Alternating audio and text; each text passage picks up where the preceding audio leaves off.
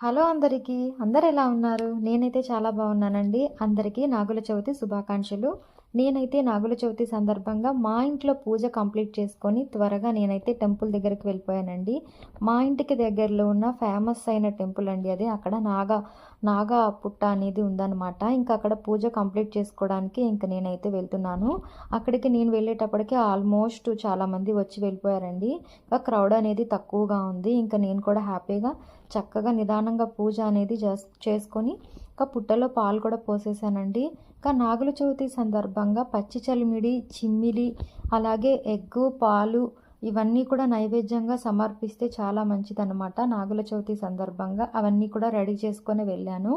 ఇంకా ఆవు పాలైతే ఇంకా పుట్టలో పోసేసానండి. ఇంటికాడ నుంచి చేసుకొచ్చిన ప్రసాదాలు కూడా నైవేద్యంగా చూపించి ఇంకా పూజ అంతా కూడా కంప్లీట్ అయిపోయిందనమాట. చాలా హ్యాపీగా ఉంది. ఎవ్రీ ఇయర్ కూడా ఇలాగే ఇదే ప్లేస్కి వస్తానండి.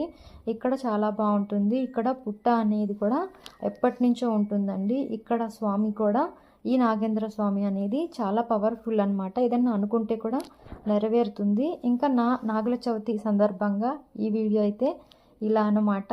మీరు కూడా నాగుల చవితి బాగా జరుపుకున్నారనుకుంటున్నాను. ఇంకా నేను తీసుకెళ్ళిన ప్రసాదాలు అయితే ఇవేనండి. ఇంకా చిమ్మిలి అనమాట. ఇది నువ్వులు బెల్లంతో చేస్తారు. ఇంకొచ్చేసి పచ్చి చలిమిడి, అది కూడా నేను ఇంట్లోనే రెడీ చేసుకొని ఇవంతా కూడా వెళ్ళాను అనమాట. ఇంకా నాగుల చవితి సందర్భంగా అయితే ఈ వీడియో పోస్ట్ చేస్తున్నాను. మీ అందరికీ నచ్చింది అనుకుంటున్నాను. మళ్ళీ మరొక వీడియోతో కలుద్దాం. అంతవరకు